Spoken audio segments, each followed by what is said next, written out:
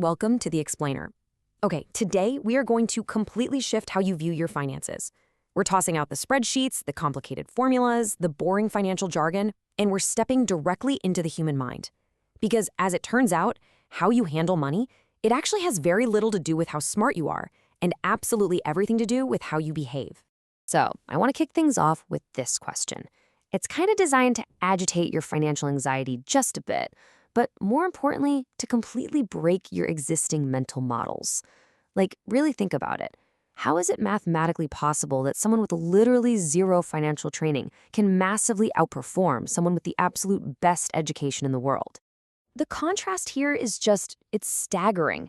Look at Ronald Reet, a guy who spent his entire life sweeping floors and fixing cars, yet he passes away with an $8 million fortune.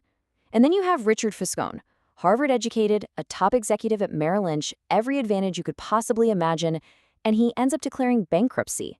I mean, this right here proves that money isn't a game of math or raw intelligence. It's entirely a behavioral and psychological game. Which brings us to Section 1, the myth of the spreadsheet. You know, we all love to judge other people's financial decisions, but there is this deeply personal psychology behind every single dollar. Think about it like this. Someone who grew up seeing the absolute devastation of the Great Depression in the 1930s, they are going to view risk so differently than someone who came of age during the roaring economic boom of the 50s. Our financial decisions just aren't based on cold, hard formulas. They're based on our own deeply personal, lived experiences. Honestly, no one is actually crazy with their money. We're all just trying to make sense of the world through our own unique historical lens. Let's move into Section 2, the twin forces of luck and risk. We absolutely love to attribute massive success entirely to hard work, right? But we have to face a pretty uncomfortable truth. Back in 1968, there were about 300 million high school-aged kids in the world. Out of all of them, exactly 300 attended Lakeside School in Seattle, which happened to be one of the only schools on the planet with a computer. So the mathematical probability of a young Bill Gates having access to that machine? Exactly 1 in 300 million years. Yes, he worked incredibly hard, no doubt about it, but that invisible wind of luck, it was undeniable. But now, immediately contrast that with his brilliant friend, Kent Evans. Kent was just as smart, just as driven, and actually shared the exact same dream of starting a software company with Bill. But Kent faced a completely tragic 1 in a million mountaineering accident before he even graduated.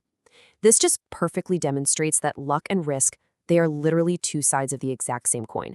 You just cannot look at success or failure without acknowledging both of these forces. And ignoring those forces usually leads to this really destructive hunger. Take the tragic story of Rajat Gupta. Here is a guy who was orphaned as a child, rose through the ranks, and amassed a $100 million net worth. He literally had it all.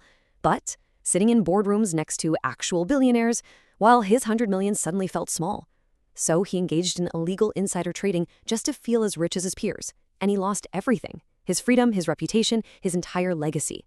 It really highlights the absolute void of greed and the incredible danger of never having a defined point of enough. All right, Section 3, the invisible magic.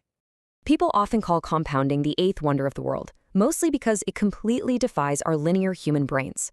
Take Warren Buffett's real secret, for example. Everyone thinks it's just about picking the absolute right stocks. But if you follow his timeline, you'll see he started investing at age 10. Yet the vast majority of his massive wealth came after his 65th birthday. Why? Simply because he never interrupted the process. He just let compounding do its invisible magic over decades and decades. Which leads us perfectly into Section 4, getting wealthy versus staying wealthy.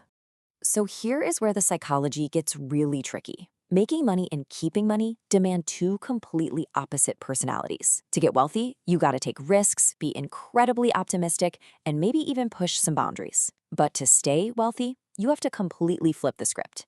It requires humility, a very healthy fear of loss, and even a bit of financial paranoia. Think about the legendary trader Jesse Livermore.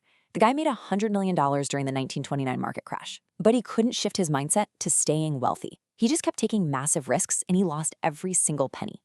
Getting wealthy is about surviving the climb, for sure, but staying wealthy, that's about not falling off the peak. Moving on to Section 5, the illusion of wealth. We have this completely false view of money and society, driven by a trap I like to call the man in the car paradox. Think about the last time you saw a stunning exotic sports car roar down the street. Did you look at the driver and think, wow, that person is so amazing and successful? No. You looked at the car and thought, man, if I had that car, people would think I was amazing. We buy these luxury items because we want respect. But the truth is, no one is actually looking at us. They're just projecting their own desires onto the object. It's a total psychological trap. So we really need to completely redefine our concept of wealth. Being rich is just having the current income to buy that flashy car. But actual wealth? Wealth is entirely invisible.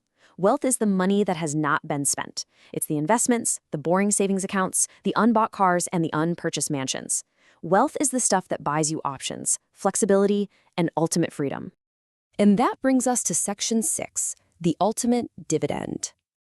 If wealth isn't about buying flashy things to impress total strangers, then what is the actual purpose of money? Well, Angus Campbell did this massive psychological study on human happiness, and it gives us the exact answer. He interviewed people from all walks of life, and the highest joy didn't come from a massive bank balance, it wasn't luxury cars, it wasn't high social status. The single common denominator of happiness was simply having complete control over your own time. The highest dividend money pays, hands down, is just the ability to wake up every morning and say, I can do whatever I want today. But how do you actually buy that time? Well, by saving. Look back at the 1970s energy crisis. The world didn't survive that by just frantically drilling more high-risk oil wells. We survived by building more fuel-efficient cars and saving energy. It was all about achieving high control. And the exact same thing is true for your personal finances. Saving what you already have is infinitely more powerful, and crucially, it's completely within your control, compared to blindly taking on high risks just to chase a higher income. Okay, I want to leave you with a really practical mental exercise today. It's a great way to instantly cure the urge to spend money on status symbols. Step 1, look at your recent purchases. Step 2, recalculate their cost, but not in currency. Calculate it in the actual hours of your life you spent sitting in an office to afford them. And step 3, stop trading your literal freedom just to impress strangers. Because ultimately, the psychology of money really forces us to look in the mirror. When your final day comes, are you going to count your cars, or are you going to count your moments of freedom? I really want you to deeply reconsider what you're truly working for every single day. Thanks so much for joining me on this explainer, and I'll catch you on the next one.